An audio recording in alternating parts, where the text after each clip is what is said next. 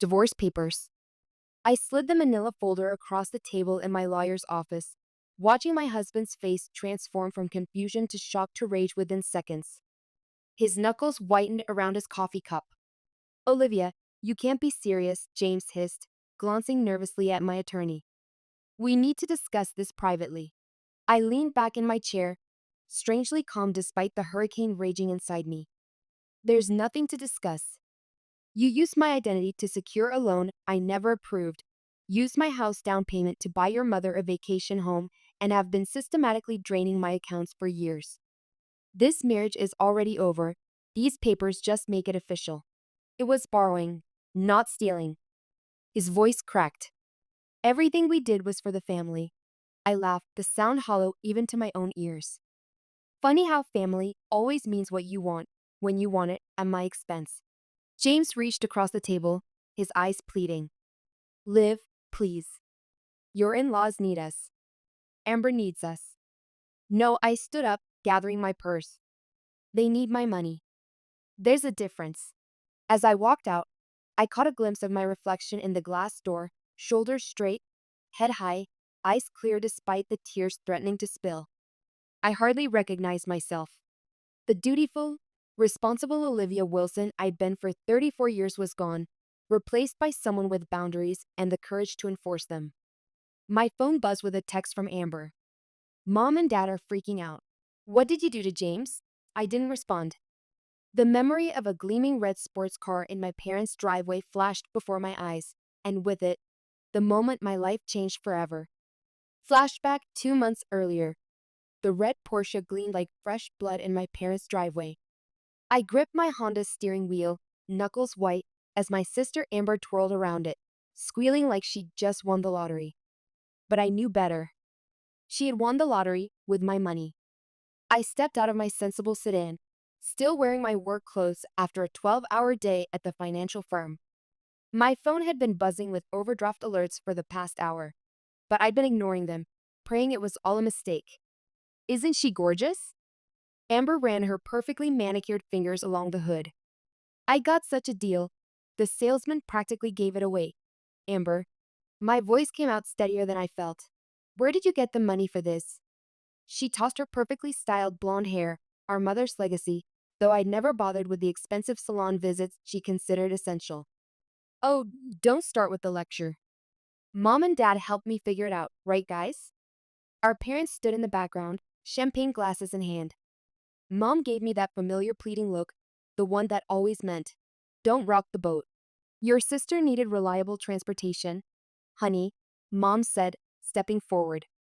We just accessed that emergency account you set up for the family. The world tilted sideways. That wasn't an emergency account. That was my house down payment. $75,000. 5 years of sacrifices, overtime, and denied vacations, gone in an instant for a car my sister didn't need and couldn't afford. Don't be dramatic. Amber rolled her eyes. You can save it up again. You're good with money. It's like your whole thing. Besides, you're always saying family comes first. I pulled out my phone, showing her the balance. You drained my account down to $127.43 without asking me, without even telling me. Dad cleared his throat, the same sound he'd made when I was 10, and asked why my birthday money from Grandma went to Amber's dance lessons. Now, Olivia, your sister has interviews coming up. She needs to make the right impression. Interviews? I laughed, the sound harsh and foreign. For what? The 3 jobs she's quit this year, or the degree she never finished? That's not fair. Amber's face crumpled into tears, right on cue. Mom, she's being mean. I watched as Mom rushed to comfort her, draping an arm around Amber's shoulders while shooting me a reproachful look. The scene was so familiar it was almost comical. Amber cries, Mom comforts, Dad justifies, and I'm cast as the villain for pointing out reality. When did I become the villain in my own life? A thought struck me like lightning. I'd been playing this role for as long as I could remember, the responsible one, the steady one, the one who could be counted on to clean up everyone else's messes, cover their bills, keep their secrets. I'd been doing it since I was 12, watching Mom sleep off her headaches while I got Amber ready for school. I remembered making her lunches, helping her with homework, all while mom praised her artistic talents and dad boasted about her beauty pageant wins. Even in college, I'd worked multiple jobs to cover my expenses while they drained their savings for Amber's third attempt at a degree she'd never complete. You're right, I said quietly, pulling out my phone. I am the strong one. See? Mom brightened. I knew you'd understand. I'm also the one whose name is on all the family financial accounts. I dialed the bank's number, the one who's been covering Dad's credit card payments since his early retirement, the one whose savings account was collateral for your emergency line of credit. Dad's champagne glass froze halfway to his lips. What are you doing? Yes, hello. I spoke clearly into the phone.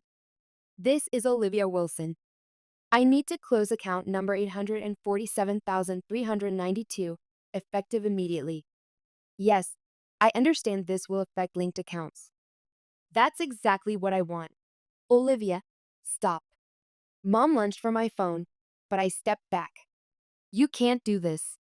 Actually, I can. It's my money. I met Amber's wide eyes. Enjoy the car, sis. Hope it was worth it. Flashback 12 years earlier. You got into Stanford? Mom's voice held more disbelief than pride as she stared at the acceptance letter in my hands. With a scholarship? I nodded, unable to contain my smile despite her reaction. At 22, after 4 years of working part-time job while maintaining a perfect GPA, I'd been accepted to my dream business school with a partial scholarship. But Stanford is in California. Dad frowned. That's so far away. Who's going to help with Amber's college applications? And her prom is coming up. You know your mother can't handle all that stress alone. My voice faltered. I thought you'd be happy for me. Of course we're happy, Mom said quickly, though her expression hadn't changed. It's just surprising. You've always been so practical, so focused on helping the family. This seems selfish. The words sliced through me. Selfish. After years of putting my family first, of working multiple jobs to avoid asking for money, of tutoring Amber for free when they couldn't afford a professional, this was selfish? Stanford is expensive, Dad continued. Even with a scholarship. You'd be better off going somewhere local, saving money. You're so good at saving money, Olivia. I've been planning this for years, I said quietly. I've saved enough for the first year, and with work study, but what about Amber? Mom interrupted. She's failing 3 classes. If she doesn't graduate, she'll lose her spot at state. And you know how she gets when she's stressed? Her anxiety goes through the roof. I looked at the acceptance letter in my hands, the embossed logo suddenly heavy. Maybe I could defer for a year, I heard myself say. Just until Amber gets situated. The relief on their faces was immediate. That's our Olivia, Dad smiled. Always thinking of others. So responsible. I never did make it to Stanford. The deferral turned into a decline when Amber's 1 year of needing help stretched into 3. By then, I'd started my career at a local finance firm, moving up quickly with my natural aptitude for numbers. It worked out for the best, Mom would say whenever Stanford came up. You're doing so well right where you are. And you've been such a help to Amber. I'd smile and agree, ignoring the quiet voice that whispered, but what about me? When does it get to be about me? At Nathan's apartment that night. I still can't believe you did it, Nathan said, sliding his laptop across the coffee table. 3 days. That's how long it'll take for the bank's system to fully process the account closure and trigger the domino effect. I stared into my gin and tonic, ice cubes clinking as I swirled the glass. They've called 17 times since I left. I stopped counting the texts. Let me see. Nathan scrolled through my phone. Olivia, please call us immediately. This is an emergency. Your sister is crying herself sick. Oh, this is rich. We raised you better than this. Did they, though? I took another sip. The alcohol burned pleasantly, dulling the edges of my rage. You know what I remember from growing up? Making Amber's lunch while Mom was resting, helping Dad balance checkbooks at 13 because he couldn't figure out why they were always overdrawn, being told I couldn't go to Stanford because Amber needed braces. And now they took your house down payment. Nathan's fingers flew across the keyboard. Look at this. They've been siphoning money from your linked accounts for years. Small amounts, but it adds up. $20 here, $50 there. The bar's dim lighting couldn't hide the growing list of transactions. They'd been stealing from me in plain sight, betting I wouldn't notice because I never had before. My phone buzzed again. Mom's face filled the screen. You should answer it, Nathan said. They need to understand this isn't a game anymore. I took a deep breath and picked up. Hello? Olivia, Mom's voice cracked with panic. The bank called. They're saying something about defaulted credit lines and frozen accounts. What did you do? Exactly what I said I would. I closed my accounts. But James' cards aren't working. We have bills due. Amber needs. I cut her off. What about what I need, Mom? Like the house I've been saving for since I was 23? That's different. We're family. Family doesn't steal from each other. We didn't steal. Mom's voice rose. We borrowed. You know we're good for it. Are you really? Because according to Dad's credit report, yes, I can see it. I'm still listed as an authorized user. You're maxed out on 6 cards. Cards I've been making minimum payments on for 2 years. Silence crackled over the line. Olivia, Mom's voice dropped to a whisper. Please, just come over. We can talk about this. Sure, I finished my drink. I'll be there in 20 minutes. As I hung up, Nathan raised an eyebrow. You're really going? They need to see my face when their world crashes down. I grabbed my purse. Want to drive? Flashback early marriage. James had seemed so different from my family. Responsible. Ambitious. Careful with money. I love how grounded you are, he told me on our 3rd date 5 years ago. You know what you want and you're not afraid to work for it. I remember feeling seen for the first time in my life. My practicality, dismissed as boring by my family, was something he admired. When he proposed 6 months later, I said yes without hesitation. The first warning sign came at our wedding. James' parents, Margaret and Richard Wilson, gave an uncomfortably lavish toast about how their son had always deserved the finest things in life. We gave him everything. Margaret had gushed, champagne sloshing in her glass.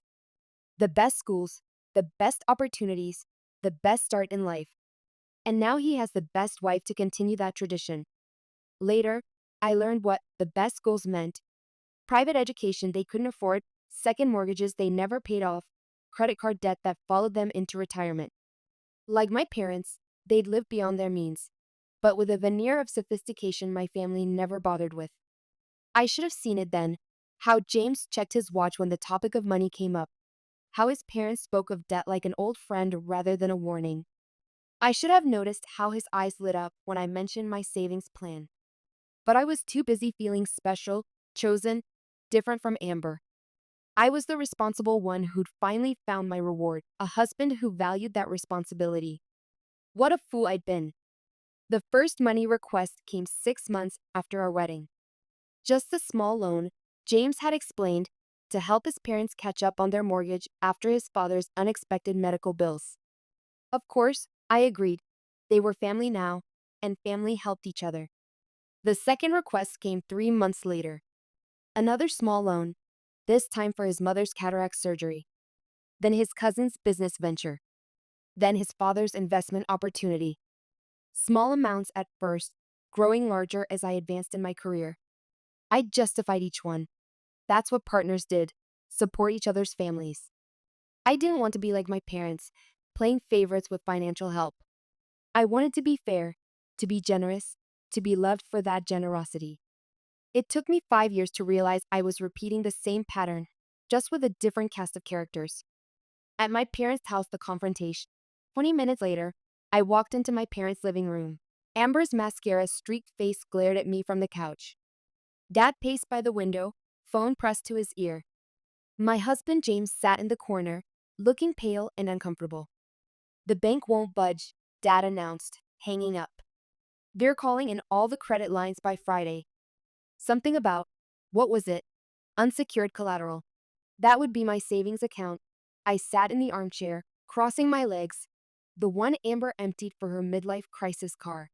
This isn't funny, Olivia, Amber shrieked. They're saying I might lose the car.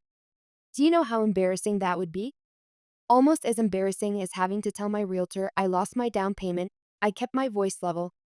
Or maybe as embarrassing as finding out my family's been treating me like their personal ATM for years. We never meant to hurt you. Mom started crying. We just. Things have been tight since your father retired at 55 with no savings after I told him it was a terrible idea. Dad's face reddened. Now listen here, young lady. No, you listen. I stood up. For years, I've covered your mistakes, paid your bills, kept your secrets. And how do you repay me? By helping Amber steal the one thing I was saving for myself. But you're so good with money, Amber wailed. You can just save it up again. You're right. I am good with money. I walked to the door. Which is why I'm cutting you all off for good.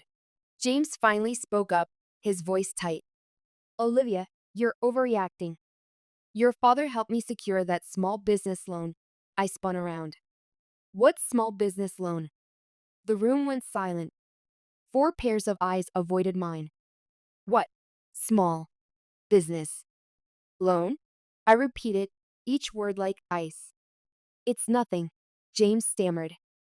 Just a little startup capital for that investment opportunity I told you about. You never told me about any investment opportunity. The betrayal cut deeper than I thought possible. How much? Olivia, how? Much? 100,000, he whispered. The world tilted again. $100,000. On top of my 75,000 house down payment. That was more than half of our total savings. And you used my name to secure it, I said. Not a question but a statement. We needed your credit score, Dad explained, as if it were the most reasonable thing in the world. James wasn't high enough. I turned to my husband of 5 years, the man I trusted with everything. Did you forge my signature? His silence was answer enough.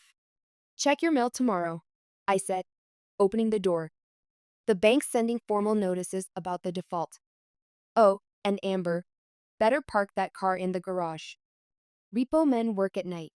The door closed behind me with a soft click. In the driveway, Nathan waited in his car, engine running.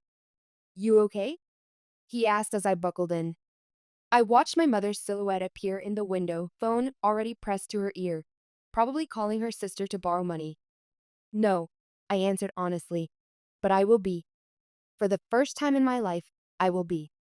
At my office next morning, the financial data spilled across my desk in neat columns, each number telling its own story of calculated risk and potential growth. This was my world, organized, predictable, controllable. So unlike the chaos of my personal life. Olivia?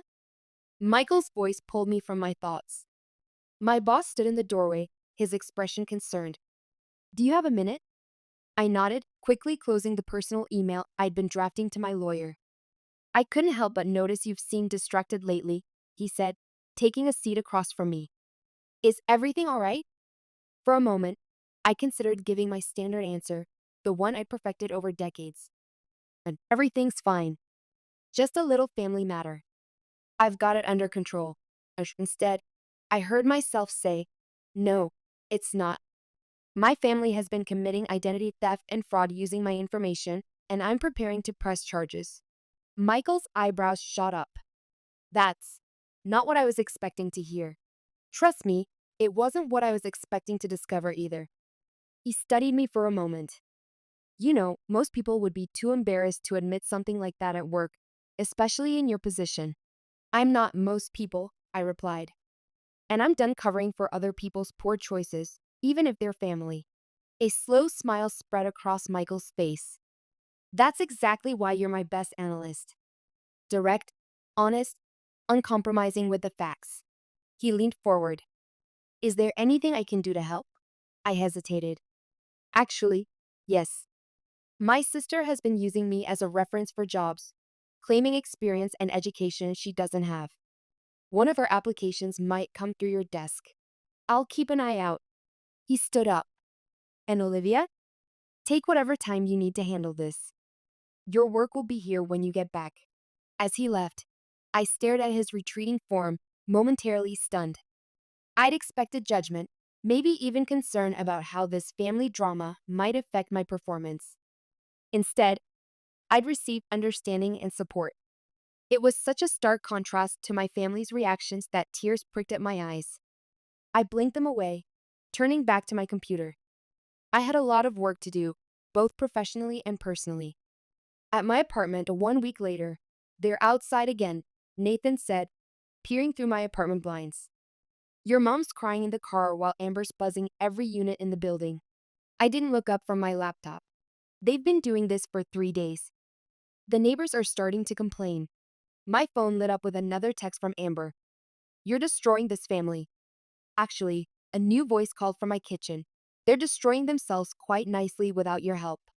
Rachel, my best friend and realtor, emerged with 3 cups of coffee. The repo men picked up Amber's car this morning. I may have recorded it for posterity. Show me, I said, reaching for her phone. The video showed Amber screaming at 2 impassive men as they hooked up her red Porsche to a tow truck. Mom tried to block them with her body while Dad waved papers in their faces. Those papers, I pointed, are probably the loan documents they forged my signature on. Found that out yesterday. Identity theft. Rachel whistled. That's not just karma anymore. That's criminal. The buzzer rang again. Amber's voice crackled through the intercom. I know you're in there. You can't ignore us forever. Watch me, I muttered. But Rachel was already striding to the intercom. Listen up, you entitled little brat, she snapped into the speaker. Your sister's not available to bail you out anymore. Try getting a job instead of a lawyer. You'll need both. Nathan choked on his coffee. Damn, Rachel. Someone had to say it. She turned to me. Speaking of lawyers, did you file those identity theft charges? Tomorrow morning. I pulled up the documents on my screen, along with proof they used my information to secure loans I never approved. I've got an appointment with Detective Carter at 9. The buzzer started again, this time continuously. Mom's voice joined Amber's, both talking over each other in desperate pleas. That's it. Rachel grabbed her purse. I'm calling the police. This is harassment. Wait, I said, standing up. I'll handle it. I took the elevator down, my heart pounding but my steps steady. The lobby doors opened to reveal Amber's mascara-streaked face pressed against the glass, Mom hovering behind her. Finally, Amber shoved through the door as I opened it. Do you know what you've done? The bank froze everything. They're saying Dad might face fraud charges. That's what happens when you forge loan documents, I replied calmly. We didn't forge anything. Mom protested. We just used your information as a guarantor. You've always helped before. Always helped? Something snapped inside me. You mean like when I was 14, getting up at 5 a.m. to tutor Amber before school because you couldn't be bothered? Or when I worked 2 jobs in college while Amber dropped out of 3 universities on my dime? That's not fair. Amber stepped closer. You're just jealous because… Because what? I cut her off. Because Mom and Dad love you more? They can keep their love. I'm done paying for it. Please, Mom grabbed my hand. We can fix this. Just talk to the bank. Tell them it was a misunderstanding. I pulled my hand away. Like when I was 10 and you borrowed my birthday money from Grandma for Amber's dance lessons? Or last Christmas when Dad borrowed my credit card for her spring break trip? Those misunderstandings? Those were different times. No, my voice was ice. Those were practice runs. You've been testing my boundaries my whole life, seeing how much you could take before I broke. Guess what? You finally did it. Amber's face crumpled. But you're my sister. You're supposed to protect me. I did protect you. For 29 years. I protected you from consequences. Not anymore. A police car pulled up to the curb, Rachel stepping out of her car behind it. Miss? The officer approached. We received a complaint about harassment. That's them, Rachel pointed. They've been harassing my friend for days. Mom's face went pale. Olivia, you wouldn't. I would. I stepped back into my building. And if you come here again, I'll add it to the identity theft charges I'm filing tomorrow. Identity theft? The officer's expression hardened. Ma'am, I'm going to need you both to step away from the building. I watched through the lobby windows as the officer escorted them to their car. Amber looked back once, her expression a mix of fury and fear. Mom didn't look back at all. Flashback, my first apartment. It's so small, Mom had said, wrinkling her nose as she surveyed my first apartment 6 years ago. And in this neighborhood? Olivia, surely with your salary, you could afford something nicer. I'd been so proud of that apartment, my first real step toward independence at 28. After years of living at home to save money, and if I'm honest, to help with Amber, I'd finally found a place of my own. It's perfect for me, I'd replied, trying to keep the defensiveness from my voice. And it's within my budget. Budget? Dad had scoffed. You're too obsessed with budgets. You need to live a little. I'd bitten back the obvious response that his aversion to budgets was precisely why I'd spent my 20s helping him manage their finances and pay off debts. Speaking of budgets, Mom had said, her voice taking on that familiar wheedling tone. Now that you're not paying rent at home, you'll have extra money each month. Your father and I were thinking, and there it was. The real reason for their visit wasn't to celebrate my independence, but to ensure I didn't forget my obligations to them. By the end of that housewarming dinner, I'd somehow agreed to cover Amber's car insurance and her phone bill just until she finds a steady job. That temporary arrangement had continued for 2 years until I met James and moved in with him. Then a new set of financial obligations took their place. Looking back, I realized I'd never truly been independent. I'd just traded one form of control for another, one set of dependencies for a new one. I'd been so desperate to be valued, to be needed, that I'd allowed myself to be used instead. Not anymore. At the police station the next day, the police station's fluorescent lights made everything look harsh and washed out. Detective Carter spread the documents across her desk, eyebrows rising as she flipped through each page. This is extensive, she said, looking up at me. And you're saying this has been going on for years? I didn't realize how long until last week. I handed her another folder. These are the forged loan documents. My signature's on all of them, but I never signed anything. And your parents, sister, and husband did this? Yes. My voice didn't shake anymore when I said it. They used my information to secure loans, open credit lines, even co-sign a car. The detective made notes, her face grim. This is serious fraud, Ms. Wilson. Once we file these charges, there's no going back. Are you sure you want to proceed? Was I sure? I thought about my childhood, how I'd learned to cook dinner at 11 because Mom was too tired, how I'd started working summer jobs at 15 to buy my own school supplies because Amber's pageant costumes were more important, how I'd given up my dream school because my family needed me to stay close and help out. I thought about the 5 years I'd spent saving for a house, working overtime, skipping vacations, bringing lunch from home every day. I thought about James, who I trusted with everything, forging my signature for a business opportunity that would undoubtedly fail like all his previous get-rich-quick schemes. My phone buzzed.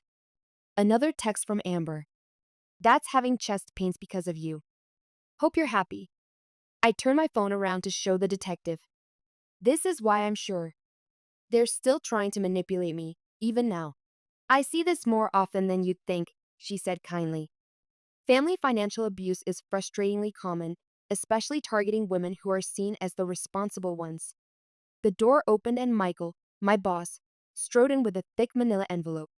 Sorry I'm late, he said, taking a seat. But I brought something you need to see. He spread more documents across the detective's desk. Employment verifications, academic records, loan applications, all with my forged signature as a reference or guarantor. Your sister's been using your name to apply for jobs across the city, claiming you'd verify her fake credentials. Some companies have already started investigating. Detective Carter's pen moved faster. This changes things. We're looking at multiple counts of fraud, identity theft, and financial abuse. My phone rang. Mom again. The detective nodded for me to answer and put it on speaker. Olivia, Please? Mom's voice crackled through. The bank is threatening to press charges against your father. They're saying something about loan fraud. You have to help us. I can't, Mom. Not anymore. But we're family. After everything we've done for you. Everything you've done for me? I laughed. You mean stealing my identity, forging my signature, draining my accounts? We never meant to hurt you. We just needed help, and you're so good with money. Mrs. Wilson, Detective Carter cut in. This is Detective Carter with the Financial Crimes Unit. I advise you to stop talking and contact a lawyer immediately. The line went dead. That should give them something to think about, the detective said, gathering the documents. We'll start processing these right away. Given the evidence, we should have arrest warrants by tomorrow. Arrest warrants? My stomach lurched. They'll actually be arrested? This is felony fraud, Michael said gently. What did you think would happen? Before I could answer, my phone exploded with text from Amber. What did you do? The police are calling Mom and Dad. I can't believe you betray us like this. You're dead to me. The last message was a photo of us as kids, me helping Amber with her homework, both of us smiling. The caption read, "Remember when you were actually a good sister?" That's their specialty, I told Detective Carter, showing her the messages. Emotional manipulation. They take and take, then make you feel guilty for noticing. She nodded. Would you like to press charges for the harassment as well? Yes, I said, surprising myself with my firmness. Yes, I would. The days between a mounting pressure. The arrest warrants were issued on a Tuesday. By Wednesday morning, local news had picked up the story. Local family charged an identity theft scheme, read the headline. The article included a quote from my mother claiming I was mentally unstable and misunderstanding family obligations. Classic narcissist move, Nathan said when I showed him the article. When caught, discredit the victim. The calls intensified, not just from my immediate family now, but from aunts, uncles, cousins, family friends. Each one more accusatory than the last. How could you do this to your own parents? Aunt Linda demanded when I answered her call. They're devastated. Amber's reputation is ruined. Their reputation? I kept my voice steady. You mean their reputation for stealing hundreds of thousands of dollars from me, for forging my signature, for committing felony fraud? Their family. Family helps each other. Really? I shuffled through papers on my desk. Because I have proof here that they used your identity too. Want me to tell you how much that they put in your name? The line went dead. By Friday, the pressure had become almost unbearable. James' parents had joined the fray, leaving tearful voicemails about how I was destroying their son's life. My email was flooded with messages from Amber's friends, calling me heartless and cruel. My parents' lawyers sent a proposal. If I dropped the charges, they would acknowledge the debt and set up a payment plan. No mention of the forged signatures, the identity theft, the years of financial abuse. Delete it, Rachel advised when I showed her the email. They're still trying to control the narrative. Instead, I drafted a response. Your clients committed systematic financial fraud over several years, stealing my identity and hundreds of thousands of dollars. They showed no remorse until faced with legal consequences. I will not be dropping the charges. Instead, I will be submitting a victim impact statement detailing every forged signature, every stolen dollar, and every attempt to destroy my reputation when I finally stood up for myself. They wanted to play games with the legal system? Game on.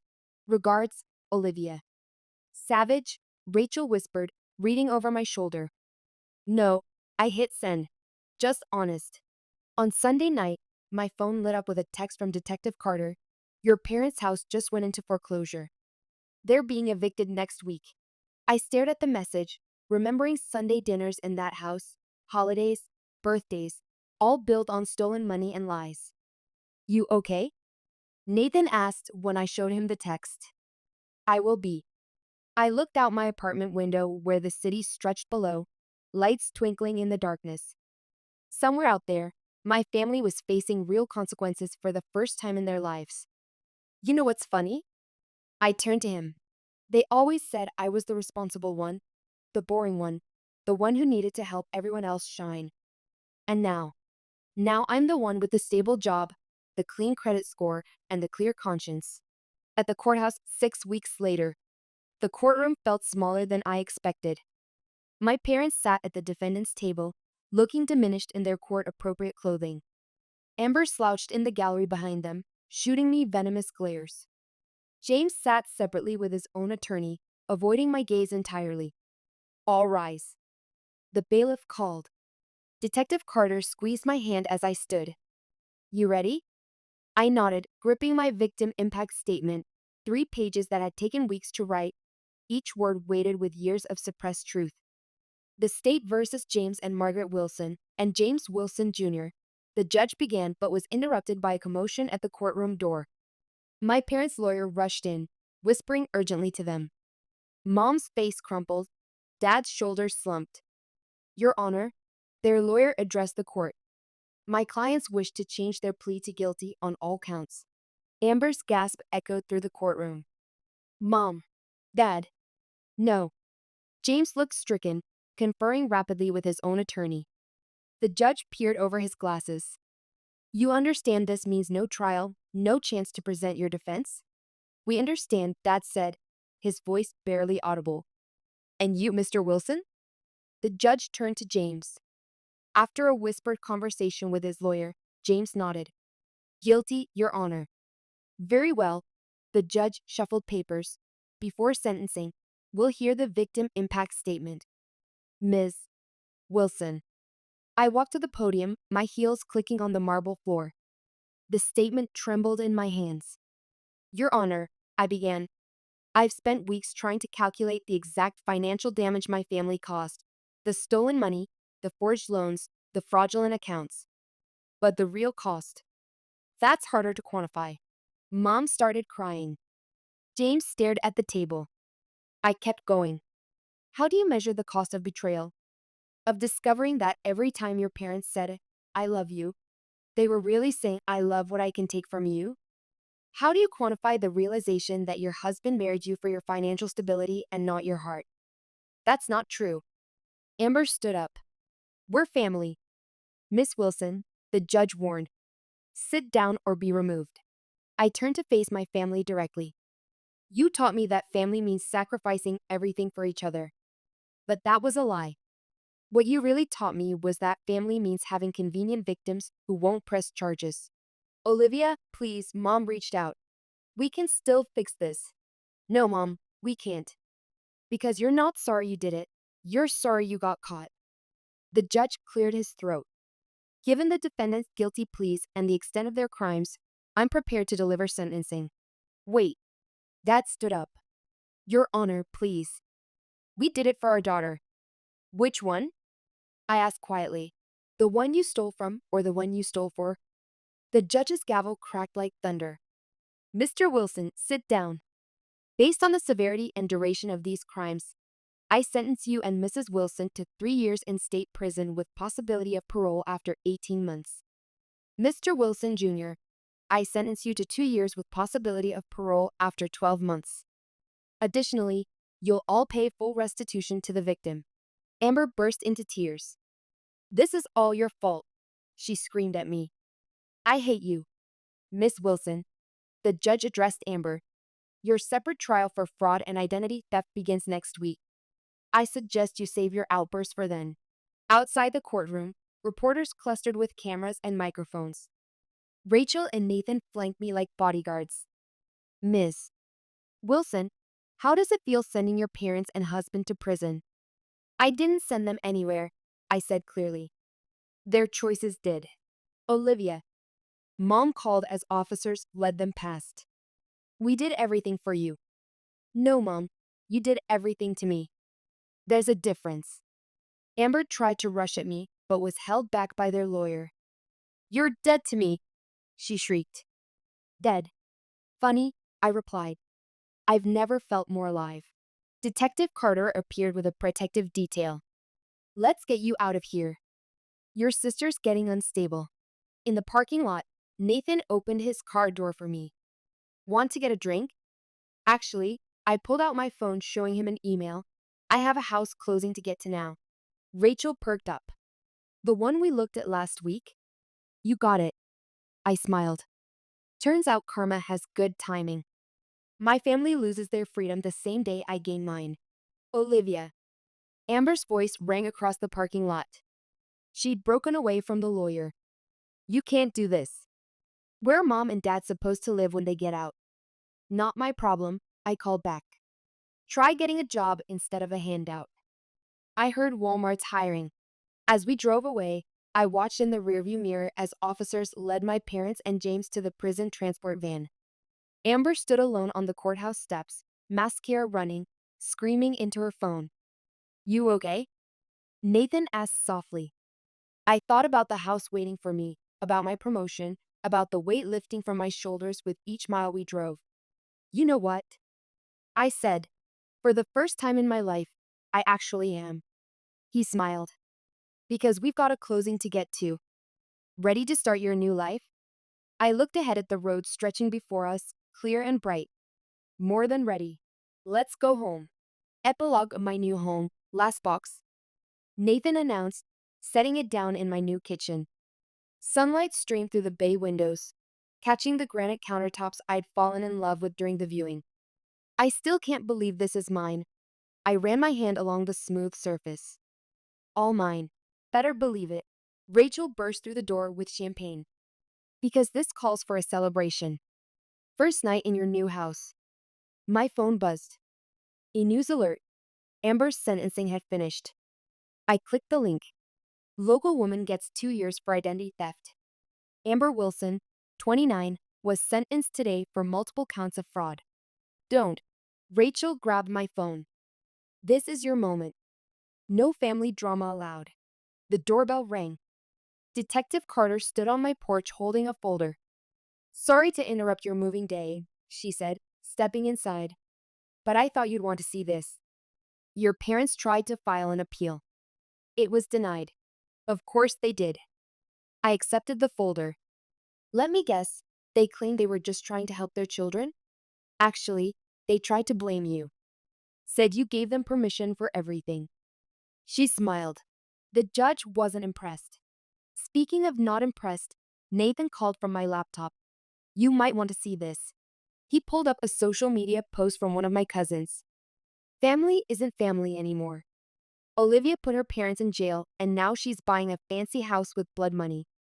Karma will get her. Blood money? I laughed. You mean my own savings they didn't manage to steal? Want me to respond? Rachel cracked her knuckles over the keyboard. No need. I started unpacking a box. They can keep their social media circus. I've got better things to do, like planning your housewarming party. Rachel pulled out a design magazine. Because this place has serious entertainment potential. The doorbell rang again. This time it was Michael. Hope I'm not interrupting, he said, holding up a bottle of wine. But I brought a housewarming gift and news. Good news or bad news first? Let's start with the good, I said, taking the wine. The board was impressed with how you handled the fraud case. They're offering you a promotion. Senior risk analyst. I blinked. What? You spotted financial fraud in your own family and had the courage to report it. That's exactly the kind of integrity we need in risk management. He smiled. The bad news is, you'll have to deal with a bigger office and a 30% raise. I don't know what to say. Say yes, Rachel urged. After everything you've been through, you deserve this.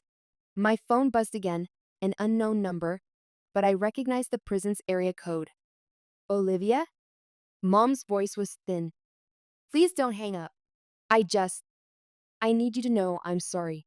Are you sorry for what you did or sorry you got caught? Silence. That's what I thought. I kept my voice steady.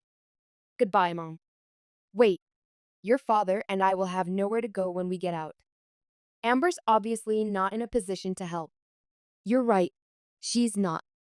Because you taught her that taking is easier than earning. I looked around my new kitchen at my friends unpacking boxes and opening wine. But you taught me something too. You taught me exactly who not to be. I hung up before she could respond. You okay? Nathan asked softly. Better than okay. I grabbed wine glasses from a box. I'm free. Flashback childhood. I was 12 when I first realized my family wasn't like others. It was a Tuesday morning, and mom had one of her headaches again. Dad had already left for work. Olivia, mom called weakly from her darkened bedroom. Can you get your sister ready for school? I just can't manage today.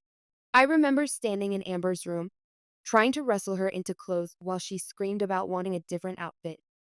But mommy always lets me wear what I want. 7-year-old Amber had wailed. Well, mommy's not feeling well, I'd said, forcing a brush through her tangled hair.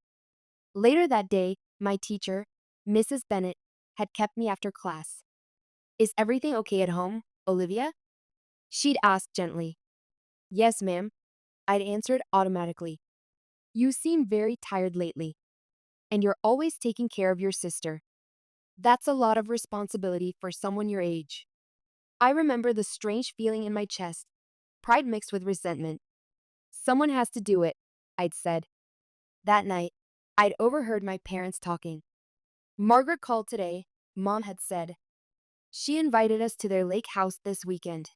We can't afford that, Dad had replied. I know, but Amber would love it. Maybe we could use some of that money your mother sent for Olivia's science camp tuition? Liv won't mind. She's so practical, always saving rather than enjoying life. Besides, she's got years to go to science camp. I never did go to science camp, or space camp the next year, or the academic decathlon when I was 16. But Amber went to dance camp, beauty pageants, and spring break in Canson. It's just how it is, I tell myself. Amber needs these experiences to build her confidence. I'm already confident. The lie had comforted me for 22 years. Until now. At my new home present day, to freedom. Rachel raised her glass. And to karma finally doing its job. Nathan added. Detective Carter checked her phone. Speaking of karma, Amber's being transferred to state prison tomorrow. Want me to keep you updated? No, I said firmly. I don't need to know what happens to them anymore. Their story isn't my story. Then what is your story? Nathan asked, helping me unpack dishes. I looked around my new kitchen at the sunlight painting warm patterns on walls that were truly mine, at friends who supported me through everything, at a career that rewarded integrity instead of manipulation. My story, I smiled. My story is just beginning. And this time, I'm writing it myself. Well then, Rachel raised her glass again. To new beginnings and to Olivia, the woman who proved that sometimes the best revenge is living well. And paying attention to your bank statements, Detective Carter added with a wink. We laughed, the sound echoing through my new home, my real home, built on truth instead of lies, strength instead of manipulation, independence instead of guilt. Outside, a moving truck drove past carrying my parents' repossessed furniture to auction, but I didn't watch it go. I was too busy planning where to hang my art, choosing paint colors, making this space mine.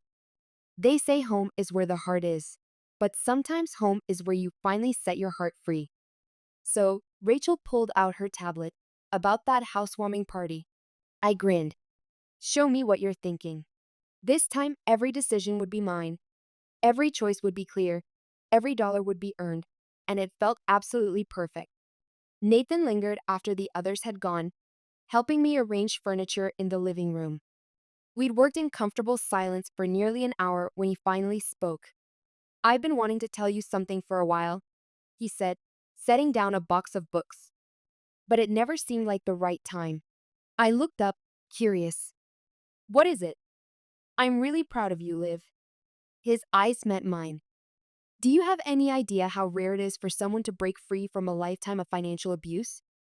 Most people never find the courage. I felt my cheeks warm. I didn't have much choice. They took my house down payment. That was just the final straw.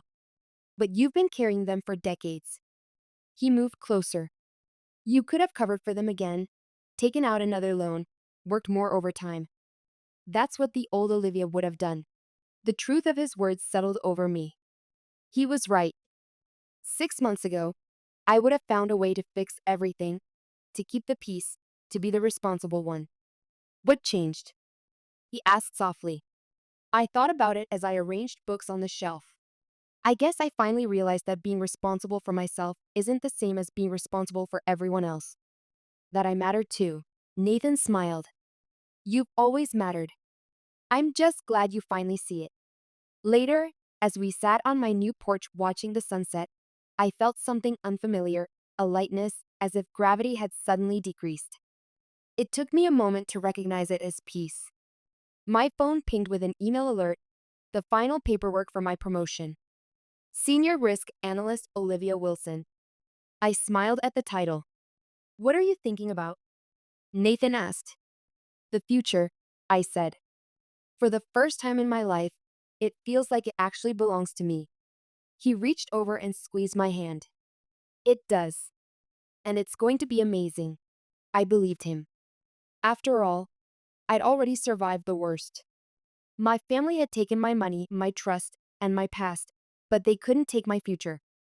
That belonged to me alone. And as the sun set on my first day of true independence, I knew with absolute certainty that I was finally, truly home.